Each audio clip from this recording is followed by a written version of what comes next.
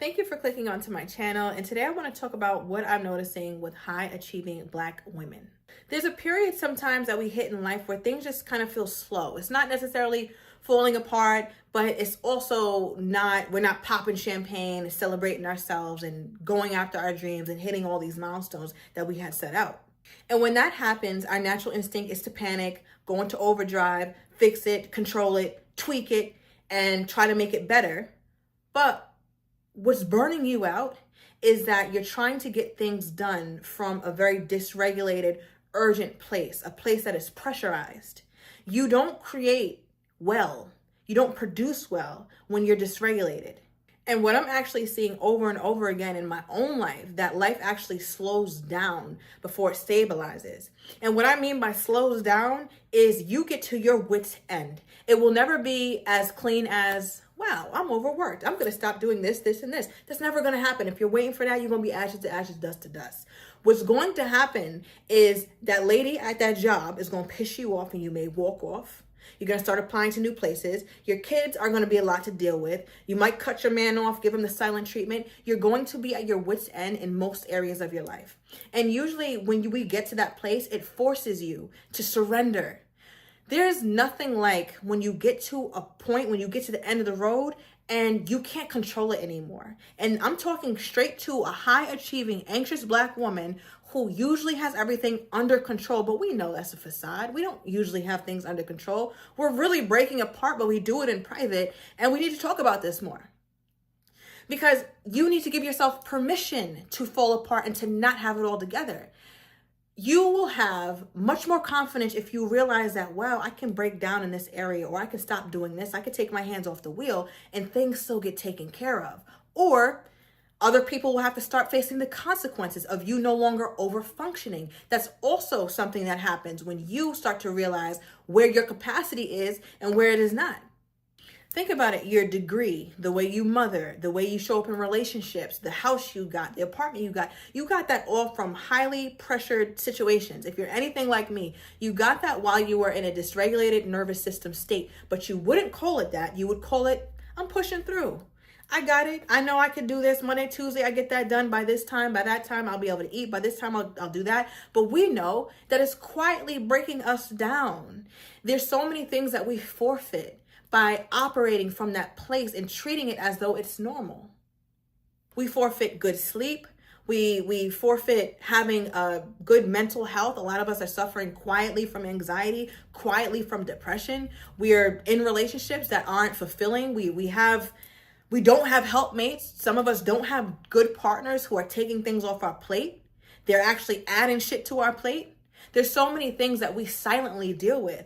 And if you really want to start operating from a place where it feels more like ease and it feels more like comfort, it feels more like alignment, and it feels like you're actually going to get to where you want to go to, that woman that you keep envisioning, that you version 2.0 with your body right, your edges is growing back, you're eating well, you're taking your vitamins, not your supplements, but because you're eating well, right? Like you want that version of yourself. You keep seeing her, but it just feels like she's always in striking distance. She's never quite there. And one thing I love about us is that version of ourselves is usually in striking distance. Like we just gotta, but it's that last part of really understanding where our capacity is and what we actually have to do to become a bit more regulated. So now we can get to that version of ourselves from a place of being stable, from being more mentally, emotionally, spiritually, and physically sound. Because if you try to grit your way to her or strong arm your way to her, you're just gonna get there, but you're still going to not feel right. You're still going to feel like an imposter. You're still going to feel stressed. You're still going to get to her with the anxiety. Of course you'll get to her. You're a high achieving and you're a Black woman. Of course you're going to get there, right? There's so many of us who are successful, but we're not really doing that well when it comes to our internal landscape. So if you see certain things in your life kind of just really pissing you off and you're getting to your wit's end, let it fall. Let it fall apart. It's okay. My thing is, if them people ain't coming to see you about it, okay, you're not getting locked up about it, it is what it is. What's going to happen? Your credit's going to take a hit. You can fix that later on. You're going to go without certain things. You'll be fine. Just figure out how to do the bare minimum. Keep the lights on. Give yourself permission to be bare minimum, to be just enough. Because by doing that, by just being just enough and releasing all the other pressure that you put on yourself, you're going to meet yourself. You're going to see how little you really need to be successful. You're going to realize how much undue pressure you've been putting on yourself and how that's actually stifled your success rather than helped you. And you're going to get more and more comfortable with less. You're going to get more and more comfortable doing less. And you have to get more and more comfortable with being that woman. You say you want to receive, right? You want this masculine man to come in and pay all the bills and take care of you. You got to put that macho shit aside. All them logs you have on your back, you can't go. You can't get to where you're trying to go with that baggage, bag lady. It does not work out. It does not work that way. You have to release things. You have to be okay with things kind of falling apart. Not because you're trying to be some martyr or you're trying to prove your strength and I could do it with bare minimum. That's not what this conversation is. What I'm trying to tell you is that you realize that with less pressure, less urgency, less jobs, less shit on your back, you're able to free yourself up. Your capacity grows. You're going to feel more expansive. And that's something that I'm realizing in my own life. There's certain things that were just too heavy, figuring out this, the rent, the car, the relationship, everything, all these things. I kind of just had to take my hand off the wheel and kind of let the chips fall where they are. And what made me be very confident about however that plans out, because the thing is, I don't know how life is going to pan out. I don't know where I'm headed quite. I don't know exactly, what's in store for me, but I do know who I'm bringing there. Okay. I know who I'm bringing there. I know where I'm at with it.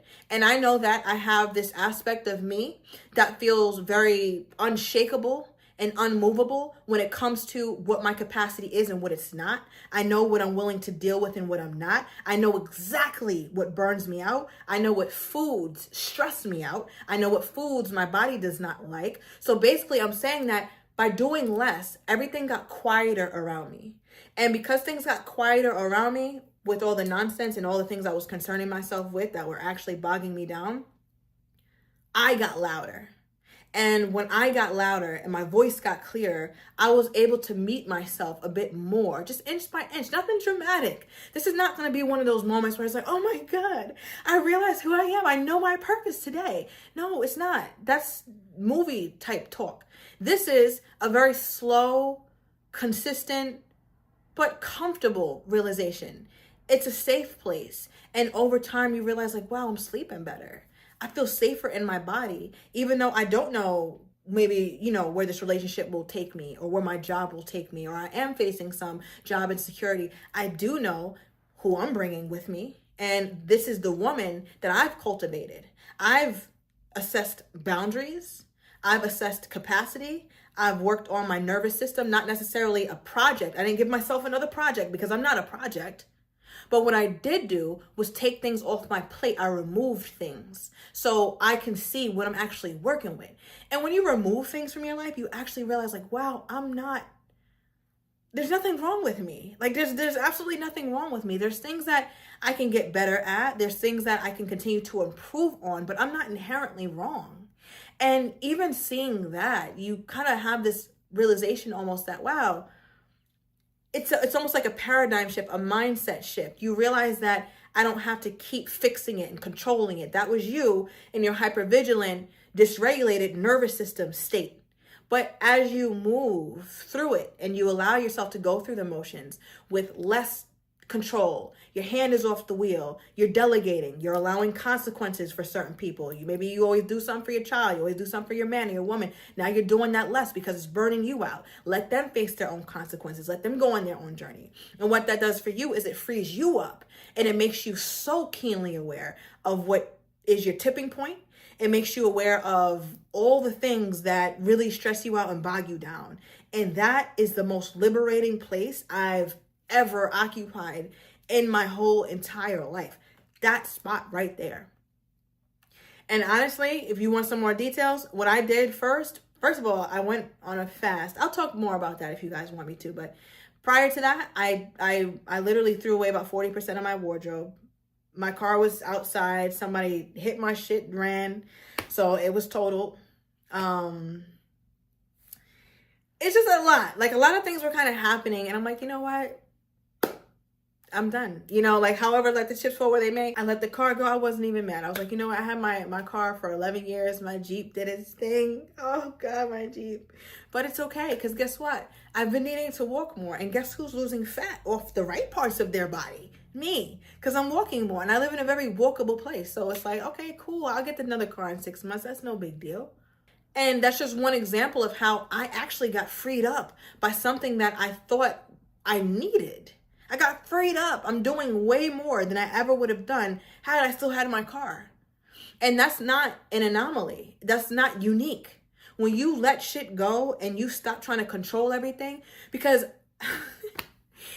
just a quick, they tore the side of my shit up. My car was it looked crazy on the side, but it was still drivable, right? So I was like, well, if I just duct tape my left mirror on and I take it to the shop, they can fix the left mirror. I can still drive it around until insurance figures out. I was grabbing my a rear view mirror, ordered one. I took the duct tape outside, and I you know what I did? I dropped the duct tape. I turned back inside. I'm like, let's just please stop. Let the people take it. Let the man assess it, and whatever happens, happens. Because I told myself, I'm not doing nothing extra. I'm not. Because in that moment, I was teaching myself that this situation does not need my hand in order for it to go well. And it didn't, because honestly, the best case scenario happened. So I want you guys to use my story, just that one little thing, as a way to tell yourself, like, hey, when certain things doesn't work out the way you think it's supposed to, let it. That's what you need.